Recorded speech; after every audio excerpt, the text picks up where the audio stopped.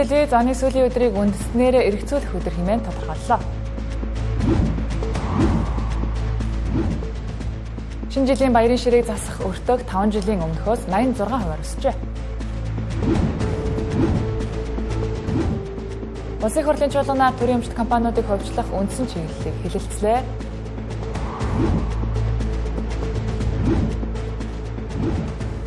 Шатхууны онцгой албан татварыг тэглэх шаардлагагүй гэж иргэд хэллээ. Иргэдэн шатхуунд олон цагаар дугаарлаж байхад дарга нар өнөөх л тайлбараа өгсөөр байна.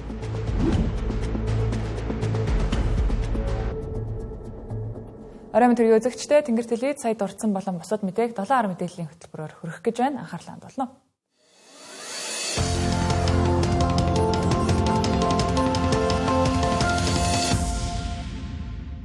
Оны төгсгөлд хүн бүр өөр өөрийн хийсэн ажил амжилтаа дүгнэн эрх жилийн төлөвлөгөөг гаргадаг, мөн хэвлэл мэдээллийн салбарынхан үйл явдлыг иргэн сануулж дүгнэлт хийдэг уламжлал аль хэдийн тогтжээ.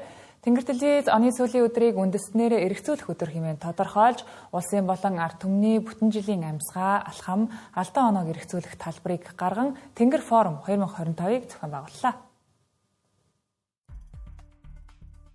Үзэгч оролцогчдыг бэлэн хариултад хөтлөх бус өөрийнхөө эргэцүүлэхэд урайсан нээлттэй хэлбэр болгохыг зорьсон Тэнгэр форумын тайзнаа нийгэм улс төр эдийн засаг, соёл урлаг, спорт, технологи зэрэг салбарыг 2025 онд тодорхойлж олонний анхаарлыг татсан асуудлуудыг хүндэн хэлэлцлээ. За улс орны хөгжлийн бодлого, нийгмийн хариуцлага, ирээдүйн чиг хандлага, хүний хөгжил, үнэт зүйлийн өөрчлөлт зэрэг өргөн сэдвийн хүрээнд оролцогчид байр сууриа илэрхийлж өөрсдийн дүгнэлтийг олон нийтэд хүргэлээ. Энэ арга хэмжээнд зөвхөн тайзнаас ярих бус сонсох, ойлгох, харилцан эргэцүүлэх орон зайг бүрдүүлснээрээ онцлог байсныг оролцогчид хэлж байлаа. Яг би чи одоо нэг 7 хоног болгоо мэдээ бэлддэг шүү дээ. Тэгээд ингээ мэдээ бэлтгэхдээ Тэнгэр, NTV тэгээд одоо юу хвчлээ ингээ сайт майтууд ингээ тэднийг хардаг байхгүй. Тэгээд ер нь Тэнгэрийн мэдээнүүд аягүй сайн мэдээнд ордог. Тэгээд та ч өөртөө хардаг л баг weekly show болгон дээр заавал нэг юм уу 2 Тэнгэрийн мэдээ ордог шүү дээ. Тэгэхээр ер нь бол мэдээ аягүй сайн байна гэсэн үг шүү дээ. Ер нь бол 2025 онд Тэнгэр телевизийн хамт олон миний хамгийн ойр ажилласан одоо медиад орно. Тэгээд за үйл явдлын халуун цэг дээр байлаа. Тэгээд их сурвалжаа их гоё олон тал руу задлж өглөө те. Залуу судлаач экспертүүдийг бас нэмж яриулдаг болсон байна.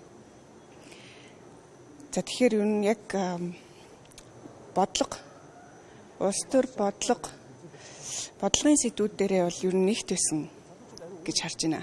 25 Тэнгэр телевизийг миний хувьд бол маш сайн гэж дүгнэ. Яа одоо ихээр яг ялангуяа бүр яг мэдээний багийг бол үйл явдлуудын үеэр бол маш шуурхаяа сурвалжлаад гэхдээ нөгөө болж байгаа үйл явдлыг зүгээр дамжуулах гэхээсээ гадна Тэнгэр дээр маш их панел хэвцүүлгүүд болсон тий. Томоохон үйл явдал болох болгоно Тэнгэр дээр холбогдох мэрэгчнүүдийг бас авчираад үйл явдал дээр дүгнэлт олон талын байр суурийг илэрхийлээд ингээд маш оновчтой тэнцвэртэй мэдээлэл хүргэх дээр яг жинхэнэ сайн ажиллаж чадсан цөөхөн үеийн редакцийн нэг гэж бол миний хувьд үнэхээр дүгнж байгаа.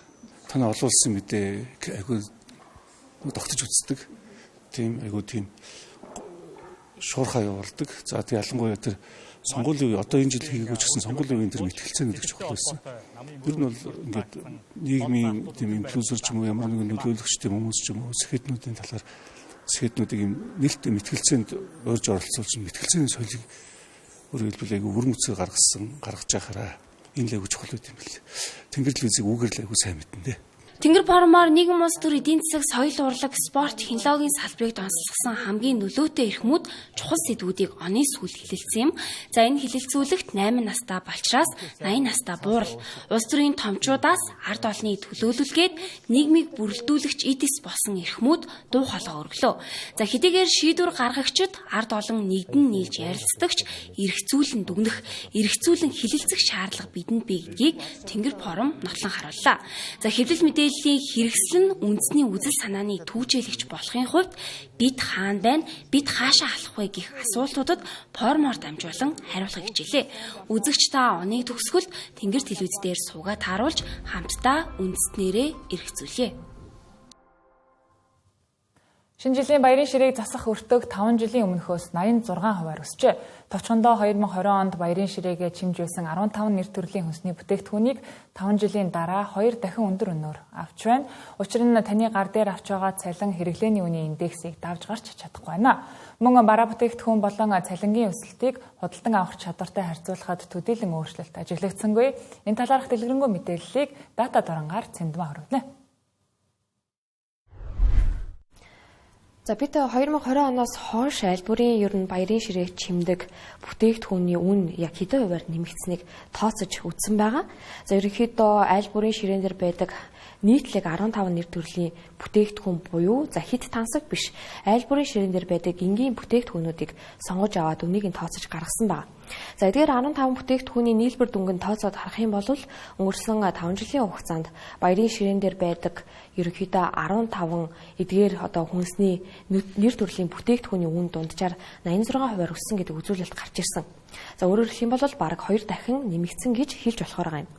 2020 оны үед өндөг хям, бууз, жимс, за бялууд зэрэг 15 нэр төрлийн бүтээгдэхүүнийг авахын тулд дунджаар нэг айл өрх 110,000 төгрөгийг зарцуулдаг байсан байна. За ерөнхийдөө 2020 оноос хойш тооцоод үзэх юм бол жил бүр дунджаар үргээр хэрэглээний бараа бүтээгдэхүүний үн 10-аас 20%-аар нэмэгдсэн байна. За анх буюу 2020 оны үед 110,000 төгрөгөөр авдаг байсан хүнсээ энэ жилийн тухайд буюу 2025 онд 204,000 төгрөгөөр худалдаж авахар болсон байна. За энд ерөнхийдөө ганцхан үнэн нэмэгдээгүй хүнсний бүтээгдэхүүн байсан нь бол майнуз байгаа. За өнгөрсөн жилийн тухайд майнузны үн 7,095 төгрөг байсан бол за өнөөдрийн байдлаар 7,088 төгрөг болж буурсан байна.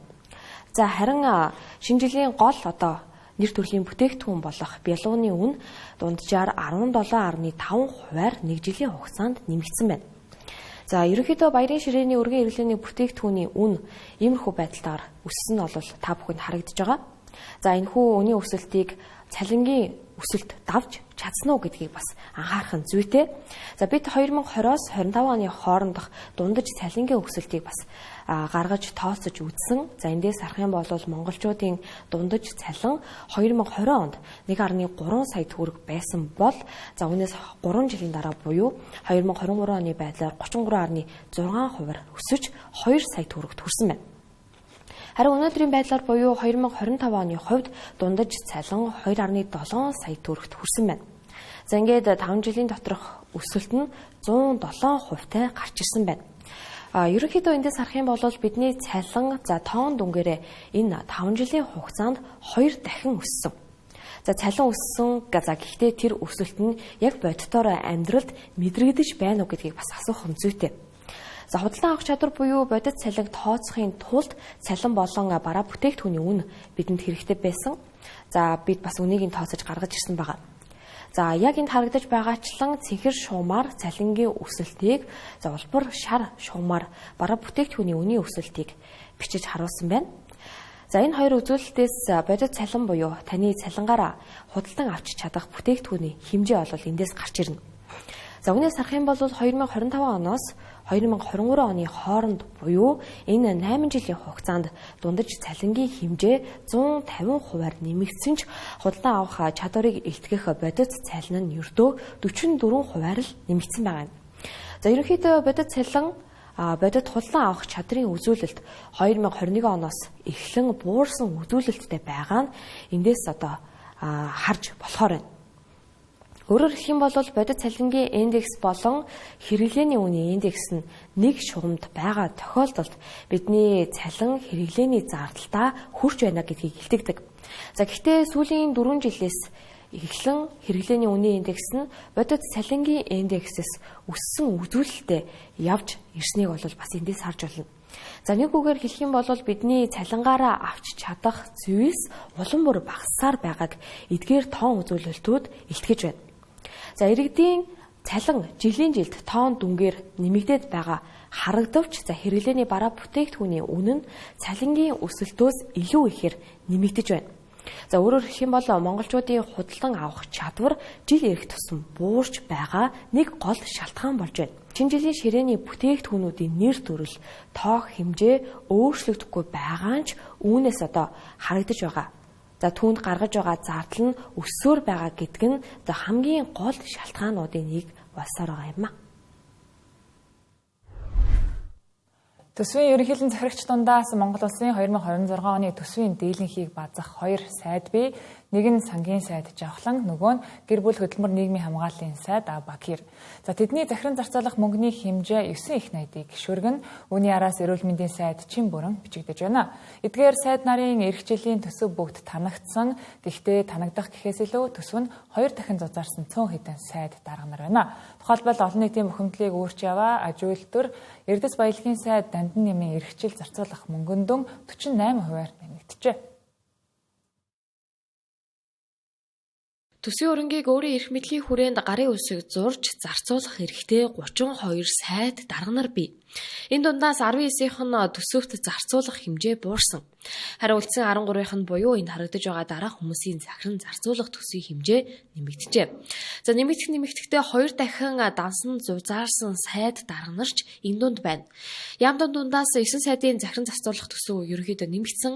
За энэ дундаас гарын үсэг зурах эрх хэмжээ нь 2 дахин томорсон 4 сайд бий.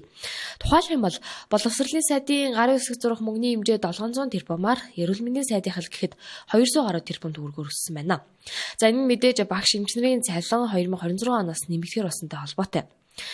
Мөн иргэний зориг ногоон намын дарга Батбаатрын толгойлж яваа байгаль орчин уур амьсгалын өөрчлөлтийн яамд хуваарлагдсан мөнгөний хэмжээ 125 тэрбумаар нэмэгдсэн байна. Дотом задлж харах юм бол урсгал зардал гэхээс илүү хөрөнгийн зардалд энэ нэмэгдэл зарцуулагдахаар харагдаж байна.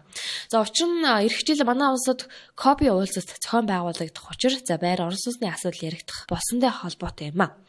Зарим аж үйлдвэр Эрдэс баялагын сайдын зарцуулах мөнгө 2 дахин өссөн. Тодруулах юм бол 2025 онд 46 тэрбум төгрөгийн данстай байсан бол эх жил 95 тэрбум төгрөг болжээ. За энэ мөнгөөр иргэдийн уур бухимдлыг дарж шатгааны асуудлыг шийдвэрлэж чадах гэдэг нь Дандан ям сайдын ажлаа хэр сайн хийхээс шалтгаалахаар байна. За ямдуудаас гадна ерхий сайдтай маш өөр ажиллаж, засгийн газрын танхимын нарийн ширээнийг шийдэлцдэг. Засгийн газрын хэрэг эрхлэх газрын даргын төсөвч 6 тэрбум төгрөгөөр нэмэгдэж орж иржээ. Өөрөөр хэлэх юм бол Бямц цогт дарга 102 тэрбум төгрөгийг захиран зарцуулна. За үүнээс гадна үндэсний аюулгүй байдлын зөвлөлийн нарийн бичгийн даргын зарцуулах мөнгөн дүн бас л 2 дахин нэмэгдсэн. Энэ албан тушаалын томилгоог ерөнхийлөгч шийддэг. За эдгээр сайд дарга нараас бусдын төсөв өмнөх жилээсээ нэмэгдээгүй, харин ч буурчээ. За эх жилийн хувьд Монгол Улсын хамгаал данс тооцоог бааздаг сангийн сайдаас гадна нийгмийн халамж үйлчилгээ тэтгэвэр тэмцэмжийн асуудлыг хариуцдаг гэр бүл хөдөлмөр нийгмийн хамгааллын сайд нар тусдаа 4 их найд гаруй төгрөгийг зарцуулах юм байна. За энэ бол өнгөрсөн жилээс буурсан төсвийн хэмжээ. Харин Монгол Улсын ерөнхийлөгч 30 тэрбум, ерөнхий сайд 362 тэрбум төгрөгийг зарцуулна. За 2025 онд ч ийм хэмжээний мөнгийг тэд зарцуулсан байна. За харин хамгийн багтал гэхэд Шадар сайд 5.8 тэрбум, үндсэн хуулийн цэцгийн дарга 5 тэрбум төгрөгийг зарцуулна. За багч гэлээ төсөв захиран зарцуулах эрх олгогддог хүмүүсийн мэдлийн захиран зарцуулах мөнгөний хэмжээ тэрбумаар хэмжигдэж байна. За тиймээс сайд дарга гэдэг албан тушаал яагаад улс төрчдийн хүсэмжит албагүй гэдгийг эндээс харж болно. Өнгөрсөн хаврын чуулганаар гадаад зээлийг төсвөөс гадуур гаргах хуулийн төсөл улсын хурлын босго давангаалдсан. Энэ хуулийн төслийг одоо Зандан шатрын засгийн газарт ажиллаж байгаа Бакир ган хоёрыг тэргүүтээ 40 гаруй гишүүд хамтран санаачилж байв. Гэсэн ч Тэмүүлэн нарын зарим гишүүдийн эсэргүүцэлтэд нүүр тулж ерөнхий сайд дасан оюун эрднийг огцруулах хөдөлгөөнд дарагдаад өнгөрсөн. Гэтэл одоо энэ хуулийн автор нь солигдож Алтан шагаан нарын 20 гаруй гишүүд улсын хурлд өргөн мэдүүлчихэд байна. Хэрвээ энэ хууль батлагдвал эдийн засагт эрсдэл үүсэж болзошгүй гэдгийг зарим гишүүд анхаарууллаа. Хуулийн нэр нь гадаад зээлийн ашиглалт үр ашгийг нэмэгдүүлэх тухай гэх боловч цаад зорилго нь гадаад зээлийг төсвөөс гаргаж үр зээлгүй юмшгээр сайхан харагдуулах далд санаатай гэж Тэмүүлэн гишүүн энэ хуулийг эсэргүүцэж байсан. За энэ нь хуулийн төсөл дэх зарим залтуудаас анзаарэгдэж байгааг тэрээр хэлж байсан юм. За тухайлбал хуулийн төсөлд тусгасан томоохон төслүүдийн зардал нэмэгдснээр тухайн жилийн төсвийн тэнцвэржүүлсэн тэнцлийн алдагдал дотоодын нийт бүтээгдэхүүний 2%-аас хэтэрч болохоор заажээ. За энэ төсвийн доктортой адилхан эвдэж байгаа заалт гэдгийг хэлж байсан юм а. Онготой ч гэх юм уу буруу зүйл нь бол өөрөө юу гэхээр өөрсдөө засгийн газар энийг сангийн амныг өргөн барихгүйгээр гишүүдээр гарын шиг зуруулаад гишүүд энийг өргөн бариулах гэж байгаа хэлбэрээр оруулж ирэх гэж оролдоод байгаа. Энэ буруу. би гишүүдтэй уулзсан дийлэнх энийг бол мдээгүй байгаа тань. Яг ямар агуулгатай байсан бэ? Бид нар том төслүүд явах ёстой, газрын төслийн төсөлд явах ёстой гэдэг асуудал хандаж ирж байгаа. Тэр нь зөв. Гисэн хэдий ч тийм нэрийн дор бол гадаад зээл тусламжуудаа гадагш нагараад төсвийн доктортой үеийн тухай хуулиар заасан нөгөө нэг одоо дотоодын нийт бүтээгдэхүүний 2%-аар төсвийн тэнцлийн алдарт хэтэрч болохгүй ч гэдэг юм уу тэр мэрийгээ бүр зөрчих юмнуудыг хэтэрч болно гэдэг залтар хэлсэн байгаа байхгүй. Энэ хуулийн төсөлд тодорхой 3 төслийг төсвөөс ангид авч үзэхээр тусгажээ. Тодорхойлбол газрын тос боловсруулах хуулиур Эрдэнэ өрнгийн усан цахилгаан станц болон Сэлэб дэдтөв гэсэн 3 төслийн санхүүжилтийг ахиу тавьж хурдан хугацаанд дуусгах зорилготой гэж хууль санаачлагчид тайлбарлаж байгаа юм а. Миний хувьд бол энэ хуулийг бол хамгийн их оронч хууль гэж хараад байна. Нефтийн хараац байдлаас бидхэн одоос яаралтай гарахгүй бол маш их хуулийн хүлээстэй байна. Нэг л зээл нь аваад бэлэн болцсон юм бидхэн ажлаа түргэн эхлүүлээд түргэн дуусгах хэрэгтэй. 17 онд эхэлсэн нефтийн үйлдвэр маань 25 онд дуусгах хэрэгтэй гэрээ ёсоор. Гэтэл одоогийн энэ байгаа нөхцөл байдлаар магадгүй одоо 5, 10, 15 жилийн дараа дуусгах. Энэ хугацаанд ч одоо маш их алдан төлөхөөр ийм нөхцөл байдал бүртгэр юм байна. Хэдий хууль санаачлагчдын санаан зөвч энэ хууль нь бодит байдал дээр хэрэгжихдээ эдийн засагт эрсдэл дагуулна гэдгийг зарим гишүүд анхааруулж гэлээ. Өсвийн бүх зүйлийг эвдэх ийм зүйл. Энэ бол 2025 оны 5 сарын 7-ны өдөрт огноотой засгийн газрын хурлан 6 сарын 4-нд болоод хавар шүү дээ. Дэмжээгүй. Одоо би ингээ харахад энэ бол ер нь төсвийн том тодтгол маяг юм явж байна. Тэгээд ингээд хэдэн 21 гишүүдийн буруу байхгүй л байх л да. Манай гишүүд сайхан юм санаал тэг хэрэгт ордон ш дараа. Гадны улсуудаас өч 40 тэрбум төгрөгийн зээл авсан ч өнөөх төслүүдийнх нь хэрэгжилт хангалтгүй хизээ дуусах нь тодорхойгүй байгааг энэ хуулиар эцэслэх зорилготой гэж хууль санаачлагчид тайлбарлаж байгаа юм а. Энэхүү нэг тал том төслүүдэд хурдан дуусгая гэсэн хэсэг гишүүд нөгөө талд өрийн өдөрлөг төсвийн доктортой байлаа хамгаалах гэсэн хэсэг гишүүд байна. Хамгийн гол нь энэ хуулийг засгийн газар биш улсын хурлын гишүүд санаачилж орж ирж байгаа нь ихээхэн анхаарал татаж байгаа юм а. Маргаашийн чуулганаар хэлэлцэх хэсгийг нь санал хурааж шийдэх юм а. Ашиг олохгүй хэрнээ алдагдал хүлээдэг төрийн эмчит компаниудыг хувьчлахаас өөр замгүйг үе үеийн засгийн газар ярьсаар ирсэн. Энэ удаач мөн ерөнхий сайд Зандан Шатар төрийн эмчит компаниудыг хувьчлах асуудлыг хөндлөө. Ингэхдээ өмнөх гишгүүдийн адилаар хувьчлах боломжтой 10 гаруй компаниудыг жагсааж улсын хурл руу оруулж ирчгээд байгаа юм. Гэхдээ хэрхэн яаж ямар арга замаар хувьчлах тухай тодорхой зүйлсийг огт тусгаагүй байна.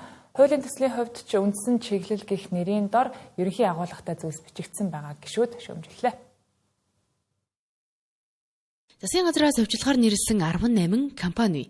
Эдгээр компаниуд нь агаарын тээвэр, эрчим хүч, санхүү, уул уурхай зэрэг салбарт хамаарч байгаа юм а.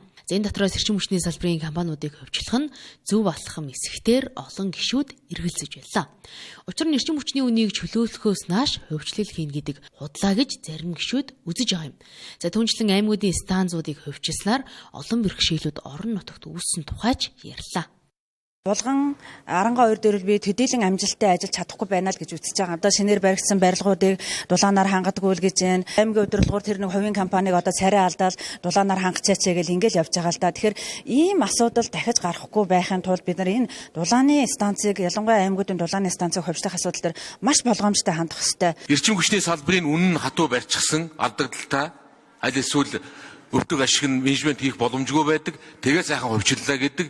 Тэгээд гадна дотноос хэдэн хүн орж ирдэг. Тэгээд баахан хөрөнгө оруулагчдын итгэлийг алдсан. Эцсийн дүндээ ямар ч үр дүнгүй нэг ийм зүйл болоод хуурах нөхцөл байдал чинь энэ цаана гарахаас ирээ яаж сэргийлж байгаа. Эрчим хүчийг одоо 100% төр төгсөж хувийн шилжүүлэх юм бол энэ эрчим хүчийн стратеги албаны салбар үн чин талигаа төгсөөл яах юм бэ гэдэг. Тийм болохоор бид тодорхой хэмжээнд хөндөж байгаа. Эрчим хүчний тэр дамжлагууд дээр төрийн өмчийн оролцоо нь яг ямар хувь байх юм гэдэг одооноос тодорхойлж тэрнийхээ дагуу хувьчлаа хийхгүй бол дутуу буруу юм болчих байг санаа зовж байна. Нөгөө төгөөр өмнө нь хийгдсэн хувьчлалуудын үр дүнгч мөн нэхэн хэлэлцсэн юм а. Анх хувьцаанд 590 төгрөгөөр гарч ирсэн одоо 476 төгрөг. 55 тэрбум төгрөгийг 50-д туудсан тэнцээ захирлууд нь юугаа эзүүж байгаа юм? Хамгийн дээд чинь 1200 төгрөг хүрч ирсэн тохиолдлууд байгаа. Өнөөдрийн байдлаар 476 төгрөгийн өчигдрийн хаалтын ансаар тийм байсан байна. Ер нь хувьцаа нь бол өөрөө ер нь өсөлт бууралтал явдаг. ганц төрийн банк биш бусад арилжааны банкуудын хувьцаа бас ерөнхийдөө баг зэргийн ийм хувьцааны ханш нь уналттай байгаа. Хувьцааны үн ханш яахаар ундаг, яахаар өсдгийг худлаа үнэн гадарлаа шүү дээ би. Хаан банкны хувьцаа одоо өсөлттэй байна. Монголын хөрөнгийн биржийн 15%-ийг хувьчлахаар оруулж ирсэн байна. За мөн Эрдэнэс 5 компани 10%, Эрдэнэт үйлдвэрийн 10%, Эрдэнэс Critical Minerals компанийн 10%, дулааны 3 болон 4-р цахилгаан станцын 49% гэх мэтчлэн үргэлжилж байна. Өмнө нь 2018 он болон 2022 оны төсвийг дагалдуулж төрийн өмчийн томоохон компаниудын хөвчлөлийн асуудлыг оруулж ирсэн ч амжилт олоогүйг гишүүд сануулж байсан юм. Иймд энэ удаагийнхыг амжилттай болгоход олон зүйлсэд анхаарах шаардлагатайг хэлж байлаа. Стратегийн том ордод лиценз эзэмшдэг компаниудтай төр хилцэл хийх ажлыг энэ оноос эхлүүлж байнгын бүрэн эрхт төлөөлөгч хүртэл томилсон.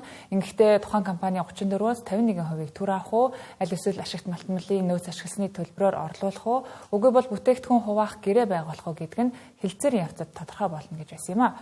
Тэгвэл эхний ээлжинд үүсмэл ордод үйл ажиллагаа явуулж байгаа ачит ихт компани 34%-ийг төр үн төлбөргүй эзэмших шийдэлд хүрчээ. Түүнчлэн энэ ондоо багтаан Эрдмийн, Зэс Эрдэнийн хувь компаниудтай хэлэлцээр хийхээр болсныг засгийн газрын хэрэг эрхлэх газрын дарга Бямцогт мэдээллээ. Засгийн газрын байр суурь бол одоо 50% хуулийн заалтаа хэрэгжүүлэхийг зорж байгаа. За ачит ихт компанийн зүгээс бид 34% үн төлбөргүй өгөхөд бэлэн байна. За мөн одоо бид өхний тохирцсон ингэж одоо хоёр талаас бас тодорхой хэмжээс ойлголцол одоо хэлж байна. За мөн өнөөдөр мөрдөж байгаа татвар одоо төлбөр хураамжийг одоо өөрчлөхгүй. Өнөөдөр мөрдөж байгаас ингээд төрд 34% болон одоо 50 хүртэл хувь одоо өнгө өгсөнтэй холбогдуулж ямар нэг одоо хөнгөлөлт, ямар нэг одоо хуулийн одоо өөрчлөлтийг төсөхгүй тал дээр бид хүмүүс харилцан ярилцж ойлголцсон байгаа. Мөн одоо бас дараагийн нэг ойлголцсон зүйл бол энэ үндэсний баялагын санг үндсэн хууль заасан энэ байгалийн баялагын өгөөжийн одоо дийлэнх нь Монголын ард түмэнд ноогдох энэ заалтыг хэрэгжүүлэх үүднээс 51-ээс доошгүй хувийн одоо өгөөжийг Монголын ард түмэнд хүртэх ёстой гэдэг дээр бас тохиролцсон байгаа. Хамгийн багадаа 15 жил цаашлаад одоо 25 жилийн одоо энэ 3 компани тасралтгүй үйл ажиллагаа явуулах энэ нөөцийг төр бас одоо 34-өөс дээш 50 хүртэл одоо эзэмшиж байгаа хувьд одоо бас нийлүүлэх ийм одоо үүргийг бас хүлээж байгаа. Хэдхэн хоногийн өмнө Улсын их хурл оюу толгойн бүлэг ордын асуудлаар нээлттэй сонсгол зохион байгуулсан. Энэ сонсголоор юу яригдав, бид цаашид юу хийх ёстой вэ зэрэг асуултуудын хариулт Улсын их хурлын тогтоол болж гарах ёстой. Иймдээж хянан шалгах төр хорооныхон өөрсдийн санал дүгнэлтэд нэгтгэж тогтоолын төсөл болгон боловсруулсан. Гэсэн ч зөвхөн төр хорооны гишүүдийн санал дүгнэлтийг л тусгах биш, нийт гишүүд тэр дундаа мэргэжлийн байнгын хорооны саналыг тусгах ёстой гэж зарим гишүүд үзжээ. Ингээд эдийн засгийн байнгын хороогоор энэ асуудлыг хэлэлцэж тодорхой 4 агуулгыг чиглэл болгон тогтоолд тусгажээ. Анхны тэзүү зааж ирсэн Монголын талын хүртэх өгөөж 53%-аас доошгүй байна гэж заасан. Энийг хангуулах зайлшгүй шаардлагатай. Энэ огт хангагдахгүй яваад байгаа. 2-3 жил тутам энийг хоёр талд дүгнж нээлттэй ингэж хилцэж явж явах хэрэгтэй гэсэн ийм гол заалтуудыг оруулж ирсэн.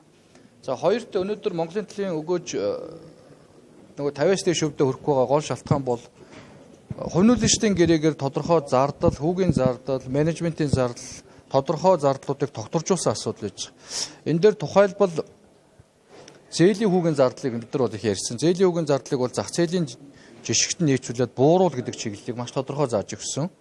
За мөн одоо санал дүгнэлтэнд туссан тухайлбал менежментийн зардал байж байгаа.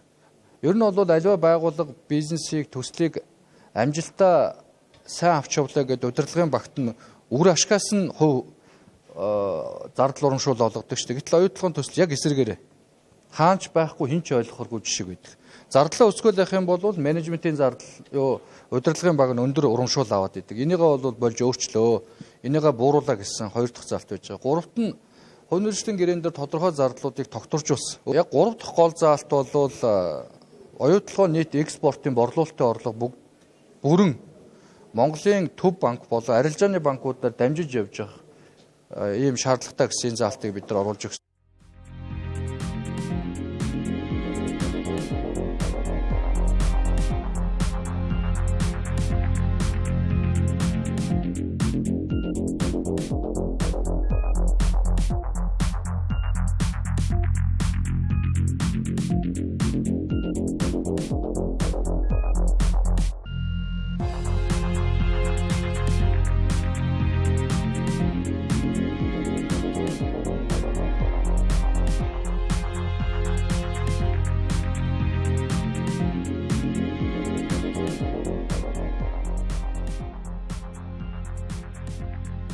Тэнгэр телевизийн 7 орон мэдээллийн хөтөлбөр студиэс шууд хүргэлжилж байна. Засгийн газрын 5 гаргийн хуралдаанаар автобензин, дизель түлшний онцгой албан татварын хэмжээг 2027 оны 1-р сар хүртэл тэглэх шийдвэрийг гаргасан. Тэгвэл шатахуун импортлогч компаниуд зохиомжтой хомсдол үүсгэж өөрсдөө ашигтай шийдвэр гаргуулсан уу гэдэг хардлага олон нийтийн дунд түгээмэл байна.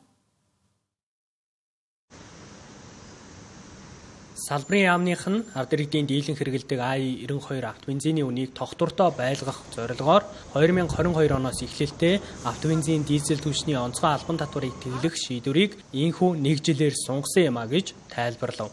Түүнээс бас уг шийдвэр нь аж ахуйн нэгжүүдэд хөнгөлөлт болох биз ашигтай тогтоол биш гэсэн юм. Түүнчлэн энэ нь шатахууны үнийг тогтвортой байлгах баталгааны зөвхөн нэг хэлбэр нь гэдгийг тодтогсон. Үн тогтвортой байна гэдгээсээ илүү одоо иргэдэд үйлчилж байгаа тэр үнийн дарамтыг л бууруулж байгаа арга хэмжээ шүү. Улс татвар авахгүй энэ бүтээгдэхүүний үн өсөд одоо таны карманаас 2590 төгрөг гардаг байсан бол энэ татвар нэмэгдвэл 2790 төгрөг ч гэдэг юм 200 төгрөг нэмэгдэх. Тэр 200 төгрөгийн нэмэгдлийг л ингэж бууруулж байгаа. Онцгой албан татвар авал бүтээгдэхүүний үн л нэмэгдэнэ гэсэн. Аж ахуйн нэгжид ямар нэгэн давуу байдал ашиг өгж байгаа ойлголт ерөөсөө багхгүй. Аж ахуйн нэгжүүд оруулж ирсэн худалдаж авсан өртгөн дээр нь тээвэр, зардал одоо энэ логистикийнхаа бүх зардлыг игээд өөрийнхөө ашгийг багах ашгийг нэмээд зарж байгаа. Онцгой албан татвар бол шууд үнэн дүн дээр нь нэмээд авчихна. Буурах юм бол авахгүй бол аж ахуйн нэгж дөрөөсөө нөлөөлөхгүй, авах юм бол аж ахуйн нэгж жоох юм. Тэгэхээр энэ дээр бол нэг тийм үнийн дүнд бол нэг тийм асуудал аж ахуйн нэгж дээр бол тийм хөнгөлт үзүүлээд байгаа. Ерөөсөө багахгүй. Харин авахгүй байснараа ард иргэдэд орох одоо тоон дунд нь 140-оос 200 төгрөг нэмэгдэн. Тэр нь бол ард иргэдийн карманда үлдэж байна л гэж ойлгох. Шатахуун импортлогч компаниудыг онцгой албан татвараас тэглэж байгаа шийдвэрийг та юу гэж боддог вэ? Энэ дэмждэг үү? Яг үнд тийм тогтвортой үн барьж байгаа тийм баталгаа болж чаддаг уу ярина энэ? Тэрэн дээр л баталгаа болохгүй шүү дээ. Бид нар ч өөрснөө айгүй их ашиг олж байгаа. Тэгээд татварыг нь бол хөнгөлөд авах шаардлага байхгүй л. Биднээс л одоо бас жижигхэн нэг аж ахуйн нэгжтэй л дээ. Бид нар ч гэсэн одоо татвар өртөл авчих. Сая хаалгаж аваад тэгэл. Одоо тэгээ ер нь жоохон maaхан татварын үн дээр бас жоохон уян хатан байхгүй болоос.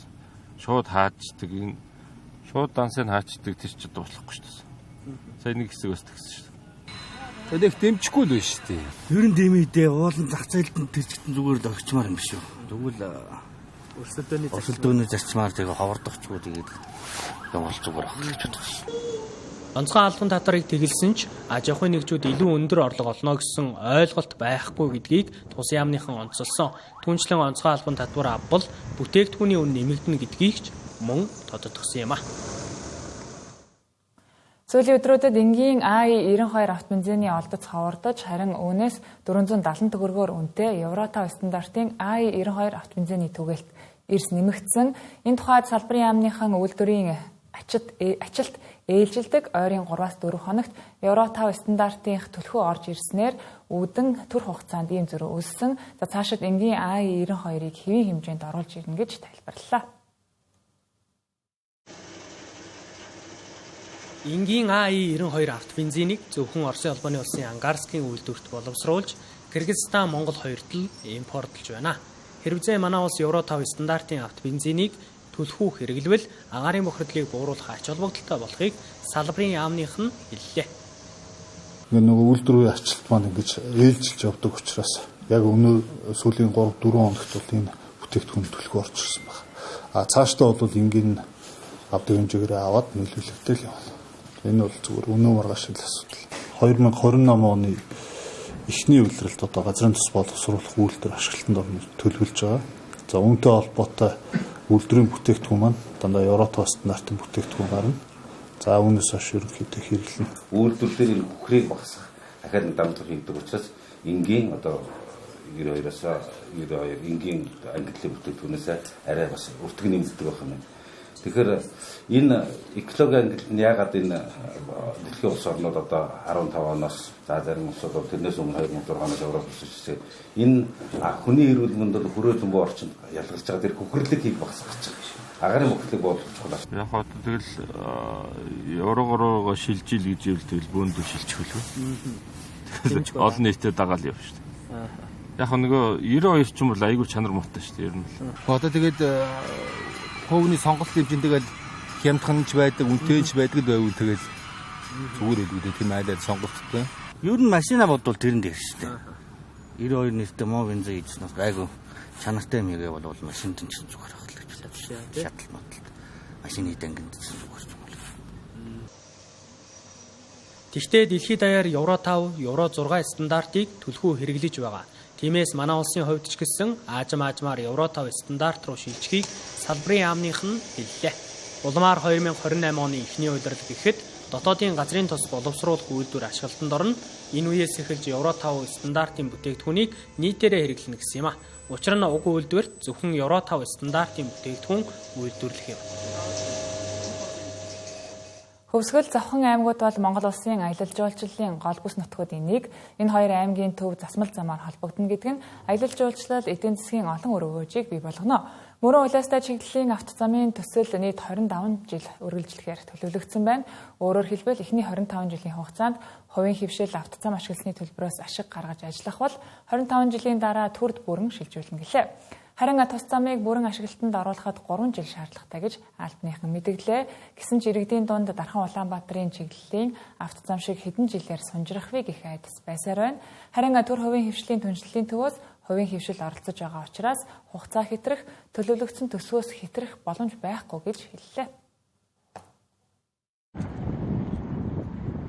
Тодруулбал энэ төсөл нь Хөвсгөл аймгийн Мөрөн хотыг Завхан аймгийн төв Уляастай хоттой хатуу хүчилттэй автозамаар холбох ажлыг төр хувийн хөвшлийн түншлэлээр хамтран гүйцэтгэх төсөл юм а. За энэ төсөл нь барих, ашиглах, шилжүүлэх хэлбэрийн урт хугацааны гэрээгээр хэрэгжинэ гэлээ. $80 шаардлагатай гэж төлөвлөд байна. За энэ мөнгийг улсын төсвөөс хувийн хөвшилд 12 жилийн хугацаанд эргүүлэн төлөх төгсөлтэй юм.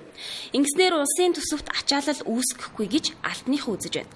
Мөн төслийг гүйцэтгэх хүсэлтийн хувийн хөвшлүүдийн материалыг хүлээн авч гисэн гэлээ.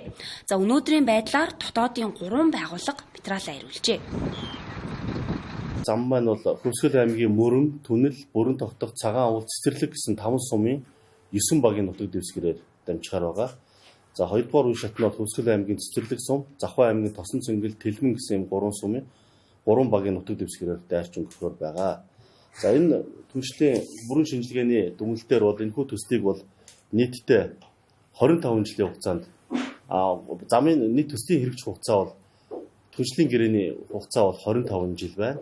За үүнээс бол эхний 3 жилд нь бол энэ автозамыг бол бүрэн барьж ашиглалтанд оруулна. Төр хувийн хвшлийн түншлийн төв болон эдийн засгийн хөгжлийн яам сангийн яам хамтраад энэ замыг 170 одоо $4 сая барих боломжтой гэж үзсэн. Энэ хувийн хвшлийн ятхан бол одоо энэс доош санал өгөх гэсэн.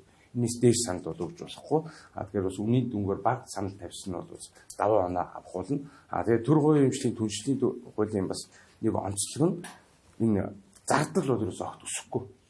Зардлыг одоо худалдаа ажиллагааны тухай хууль шиг жил болгон одоо урт хугацаанд хийгээд зардлаа нэмүүлээд идэх гэдэг ойлголтод энэ бол тогт байхгүй. Хэрв тус замыг төлөвлөгдсөн хугацаанд ашиглалтад оруулж чадвал Монгол улсын автозамын сүлжээний 3 дахь хэвтээд тэнхлэгийн Булган, Орхон, Дархан уул болон Сэлэн аймаг хооронд явах дүт замтай болохоос гадна Улаастай Алтай чиглэлийн автозамтай холбогдох нөхцөл бүрдэж цаашлаад урд зүгт Алтай Бургастай боомт хойд чиглэлд Хатгал ханх чиглэлийг хатуу хүчилттэй автозамаар холбох Ханх Мондын боомтоос Хатгал Мөрөн Улаастай за Алтай Бургастай боомт чиглэлд баруун 2 дугаар босоо тэнхлэгийн Аз Европыг холбосон автозамын сүлжээ бий болох нөхцөл бүрдэх юм байна.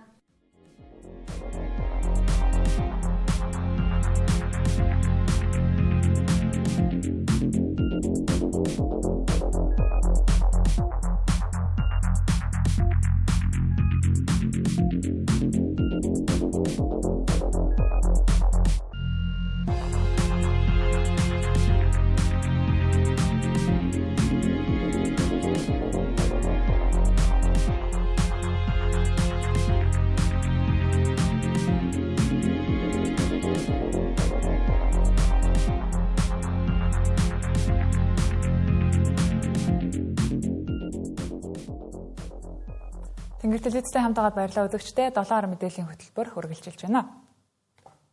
Химэл оюуны боловсролыг хүртээмжтэй болгох зорилготой AI Академийн машин сургалтын инженер бэлтгэх ээлжид хөтөлбөр өндөрлөлөө. Тус хөтөлбөрийн төгсөгчид химэл оюуны тусламжтайгаар багшийн туслах, бүтээгдэхүүн тоолох систем, өвчтнийг эрт илрүүлэх зэрэг салбарын асуудлуудаа шийдсэн төслүүдийг боловсруулжээ. Нэг жилийн ойтойгоо золгож байгаа тус ахтай үндэсний хэмэл оюуны аяныг 5 жилийн хугацаатаагаар зарлаж хэрэгжүүлж эхлэв байна. Энэхүү аяны хүрээнд AI Change Makers хөтөлбөрийн 50 инженерүүд төгсөж байгаа юм а. Тавчхандаа бол бид нар хэмэл оюуны инженерүүд бэлтгэж байна гэсэн үг. Одоо үндэсний хэмэл оюуныхаа аяны хүрээнд энэ удаагийнх маань болохоор энэ жилдээ бид нар яг 2 дахь төгсөлтөө буюу 25-25-аар жилдээ нэг 50 инженер одоо дэлхийд өрсөлдөх хэмжээний инженер гаргая гэж зорж байгаа яг 2 дахь төгсөлт маань болж байна гэсэн. Томоохон технологийн компаниудын дунд хэмэл оюуны өрсөлдөөн эд өрнөж байгаач эдийн засгийн үр өгөөж нь дөнгөж эхлэж байна. Тус технологиг ашиглан нийгэмд өөрчлөлт авчрах зорилготой AI Change Makers хөтөлбөрийн инженерүүд хэд хэдэн сонирхолтой төслүүдийг хэрэгжүүлжээ. Энэ хөтөлбөрт хамрагдсанараа би нөгөө ажил дээр гардаг олон төрлийн асуудлуудаа AI ашиглаад одоо өөрөө vibe coding хийгээд ч юм уу те ажил дээр тулгардаг асуудлуудаа шийдэх боломжтой болсон байгаа. За тэгээ өнөөдөр болохоор Capstone төслийнхаа хүрээнд би манай компанид ингээд одоо нөгөө шийдэх ёстой хамгийн зайлшгүй шаардлагатай байдаг асуудлуудын нэг болох нөгөө лангууныхаа эзлэмжийг тодорхойлох тэрийг нөгөө нэг ингээд автоматжуулах AI ашиглаад хялбархан гаргадаг, тайлан гаргадаг болох тим төсөл хэрэгжүүлсэн байгаа. Хэмэл оюун ухаан ашиглаж одоо хүүхдийн астмын эрсдлийн үнэлгээг тодорхойлох тим системийг бий болгож төслөө танилцуулсан байгаа.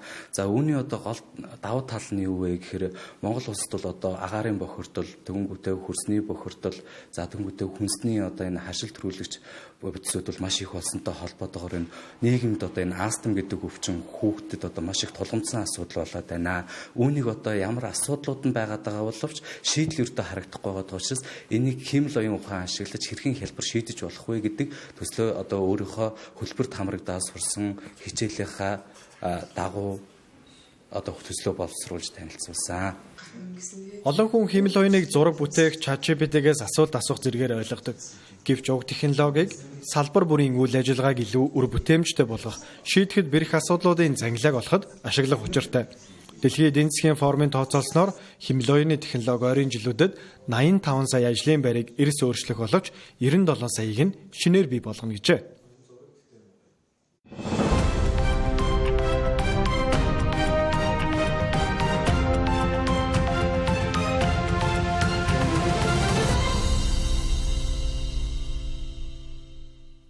Өвлийн улиралд аялал жуулчлалын компаниудын хөдөлгөөн ихсдэг, утаанаас дайжсан эргээд халуун оронд очих нь нэмэгдсэн. Энэ үед аялал жуулчлалын компаниуд бүрч завгүй байна. Энэ удаагийн бизнес орчин булангаар алс холын Америкаас эхлээд тэр дамнасан халуун оронд иргэдийг аялж ажиллаж хөдөлмөрлөхөд тусалдаг Western Travel компанийг онцлоо. Өрсөлдөөн гэхээсээ илүү ковидын дараа бол хамтрал нэлээ үүссэн. За жишээлхэд манайх одоо Монголын томоохон 3 компанитай хамтарч ажилладаг. Аялал жуулчлалын одоо нөгөө 70 жилийн түүхтэй, 23 жилийн түүхтэй гэдэгтэй. Тэр компаниудтайгаа бид нар өрсөлдөх биш хамтраад явдаг болсон. Ягаад гэхээр бид нар одоо бүх чиглэлээр бүгд супер байх боломжгүй байгаад байгаа байхгүй юу? Жишээлхэд манайх Америкийн аялал дээр хамгийн сайн одоо үйлчилгээг үзүүлж байна. За манай дээр байхгүй аялал байж болно шүү дээ. Тэр аяллуудыгаа хамтардаг байгууллагуудтайгаа одоо санал болгодог ч юм уу. Ингээд хамтарлууд юу нүсцэн явж байгаа. Арт компани арттайгаа хамтарч ажилладаг учраас арт койноор аялах боломжийг олгож байгаа. За өнөөдөр хүрэлцэн ирсэн Хаан банк олон улсын хөрөнгө оруулагчид банк санхүүгийн байгууллагуудаас 2025 онд нийт 530 сая Америк долларын урт хугацаат их усүрийг татан төвлөрүүлжээ. Тодруулах юм бол нийт санхүүжилтийн 37 орчим хувийг бичил болон жижиг дунд бизнес эрхлэгчид тэр дундаа бизнес эрхлэгч эмэгтэйчүүдийг дэмжихэд харин 28 орчим хувийг байгаль орчинд ээлтэй ногоон төсөл хөтөлбөрүүдийг санхүүжүүлэхэд зориулж байгаа юм а. Харин үлдсэн 34% нь залуу бизнес эрхлэгчид болон хөдөө аж ахуйн доктортой ноос ноолуурын салбарт үйл ажиллагаа явуулж байгаа бизнес эрхлэгч харилцагчдынхаа санхүүжилтийн хэрэгцээг хангахад зарцуулдаг байна. Lendman банк бус санхүүгийн байгууллагын хөрөнгө оруулалтын Developing World Markets-аас 425 сая $, санхүүжилтийг бичил бизнес эрхлэгчдийн санхүүжилтийн хүртээмжийг өргөжүүлэх зорилгоор татан төлрүүлжээ. Энэ нь Developing World Markets-ийн Монгол улсад хэрэгжүүлж байгаа хөтөлбөрүүд дундаас 2X Challenge-ийн шаардлага хангасан анхны санхүүжилт гэдгээрээ онцлог байна. Улаанбаатар төмөр зам хувь нийлүүлэх нийгэмлэгийн 2025 оны жилийн ажлын үр дүнгийн шагналт цалинг нь 200% тооцож олгохоор шийдвэрлсэн байна. За мөн энэ жил Улаанбаатар төмөр зам нь нийт ажилтнуудынхаа үндсэн цалин 12.3% нэмсэн байна. За тус нийгэмлэг нь 16 мянган ажилтнтай ийхүү 13 дахь сарын шагналт 200% олгохоор байгаагаа тодтоглоо. Тэнгэр телевизийн 7 мэдээллийн хөтөлбөр студиэс шууд хүрлээ анхаарал хандуулсанд баярлалаа.